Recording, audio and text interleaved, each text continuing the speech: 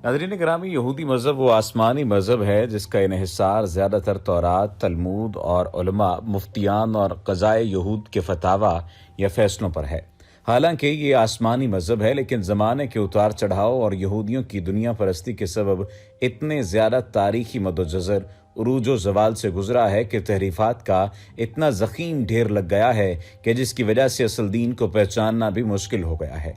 लेकिन इस ज़मन में एक सवाल जो आजकल सोशल मीडिया पर गर्दिश कर रहा है, बल्कि सोशल मीडिया की जीनत बना हुआ है, और कुछ लोगों ने पूछने के बारे में भी कहा कि क्या ये बात ठीक है, इसमें किस हद तक सदाकत है, और क्या डॉक्टर जाकिर नाइक ने वाकई इस बात का तज़किरा किया है कि यहूदी दीवार गिरिया के करीब मोहम्मद मोहम्मद क्यों पुकारते हैं, और यहूदियत में हज़रत मोहम्मद सल्लल्लाहु अलैहि वसल्लम का अगर ज़िक्र है तो क्या ज़िक्र है। बुनियादी तौर पर आज की इस वीडियो का यही मकसद व मतलब होगा। नाज़रीन गिरामी, अगर यहूदी तारीख़ की बात की जाए तो मौजूदा ज़माने में यहूदी मज़हब की जो भी शक्ल मौजूद है, इस पर यहूदी तारीख़ और यहूदियों की दूसरी अक़वाम से ताल्लुकात का गहरा मुतालिया किए बगैर यहूद को समझना तकरीबन मुहाल है। यहूद अहले किताब शुमार किए जाते हैं और अपने मज़हब की इब्तिदा हज़रत इब्राहीम अलैहिस्सलातु वस्सलाम से करते हैं, और हज़रत इब्राहीम अलैहिस्सलातु वस्सलाम की शख्सियत इतनी ज़्यादा अजीम और बावक़ार है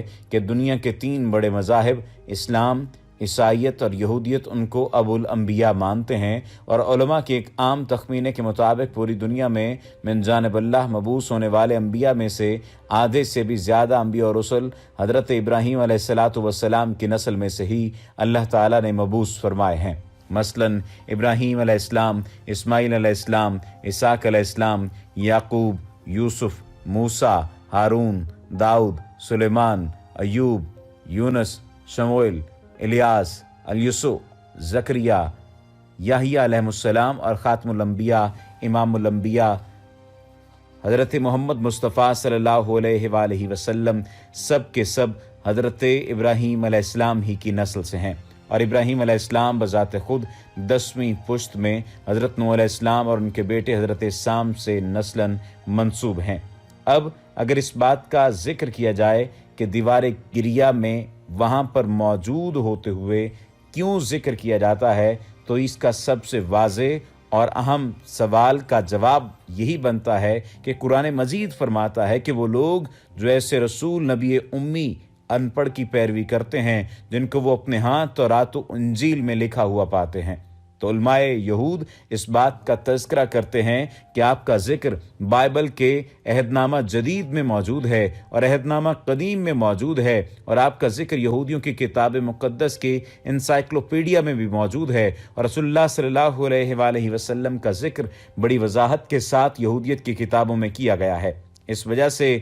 आपका ज़िक्र किया जाता है, और रसूलुल्लाह सल्लल्लाहु अलैहि वसल्लम का ज़िक्र किताब इस्तिस्ना में भी मौजूद है। अल्लाह ताला मूसा से फरमाता है किताब इस्तिस्ना के सूरा नंबर 18 आयत नंबर 18 में, मैं तुम्हारे भाइयों के दरमियान में से एक पैगंबर पैदा करूंगा जो तुम्हारी मूसा की तरह होगा, और मैं अपने अल्फाज उसके मुंह में डालूंगा और वो उनसे यही कहेगा तो मैं उसको हुक्म दूंगा। मसीही ये दावा करते हैं कि ये पेशगोई ईसा अलैहिस्सलाम के बारे में है, क्योंकि ईसा अलैहिस्सलाम मूसा की तरह थे। मूसा भी यहूदी थे, ईसा भी यहूदी थे, मूसा भी पैगंबर थे और ईसा भी पैगंबर थे। अगर इस पेशगोई को पूरा करने के लिए यही 2 उसूल हैं, तो फिर बाइबल में जिक्र किए गए तमाम पैगंबर जो मूसा अलैहिस्सलाम के बाद आए, मसलन सुलेमान, हिजकील, दानियाल, याहिया वगैरह, सब यहूदी भी थे और पैगंबर भी। हालांकि ये मोहम्मद सल्लल्लाहु अलैहि वसल्लम का जिक्र है जो मूसा अलैहिस्सलाम की तरह का जिक्र किया जाता है। फिर फरमाया दोनों यानी मूसा अलैहिस्सलाम और मोहम्मद के माँ बाप थे, जबकि ईसा अलैहिस्सलाम मौजूदा तौर पर मर्द की मुदाखलत के बगैर पैदा हुए थे। अब अगर इस तमाम तर सूरत हाल का जिक्र किया जाए और इसके साथ साथ इस बात का जिक्र किया जाए कि वो इसको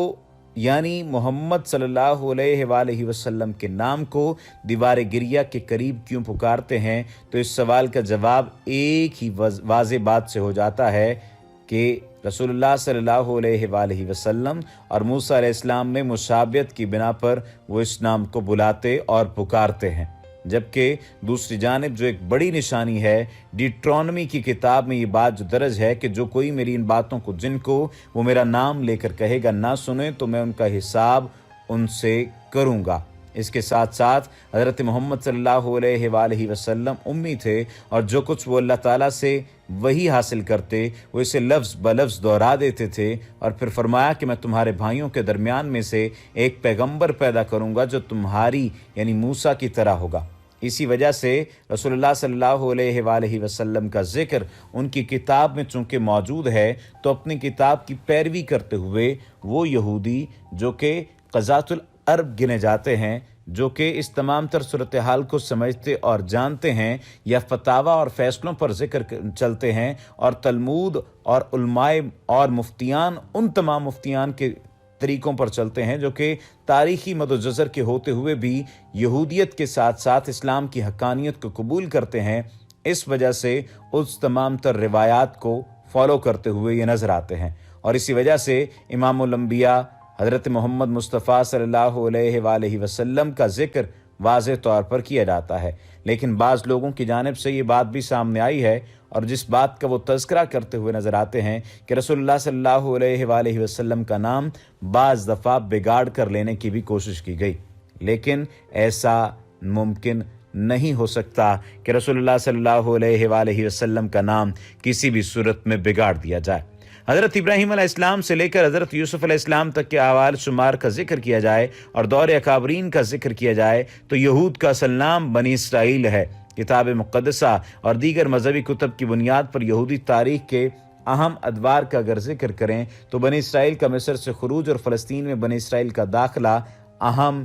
وقت گنا جاتا ہے۔ اس دور میں حضرت موسیٰ علیہ السلام، ہارون علیہ السلام، یوشع علیہ السلام اور بنی اسرائیل کا مصر میں ابتلا اور موسیٰ علیہ السلام کے ذریعے من جانب اللہ ان کا خروج، غرق فرعون اور صحرائے سینا کے راستے فلسطین میں یہود کا داخلہ اور تورات کا نزول ایک اہم دور تھا۔ اس دور میں حضرت طالوت، حضرت داؤد، حضرت سلیمان علیہ السلام شامل ہیں، جو تقریباً 120 سال کا زمانہ بنتا ہے۔ اس سے پہلے دور قضاء کا دور تھا، یہ تقریباً 300 سال کا زمانہ ہے، جس میں بنی اسرائیل کا انتظام و انصرام ان کے قضاء کے ذریعے ہوا۔ جب کوئی قاضی شریعت موسوی کا پابند ہوتا تو خدا کی نصرت اس کے ساتھ ہوتی اور پڑوس کی قومیں مغلوب رہتیں، اور جب بھی کوئی قاضی خدا کا نافرمان یا شریعت موسوی کا فراموش کرنے والا ہوا تو وہ ذلیل و خوار ہوا اور آس پاس کی قومیں اسی پر غالب آتی گئیں۔ اب موجودہ تناظر میں جس بات کی جانب ان کے مربی نے ذکر کیا وہ یہی ذکر کیا کہ اگر اپنے ذکر میں محمد رسول اللہ صلی اللہ علیہ وآلہ وسلم کا ذکر کرتے رہو گے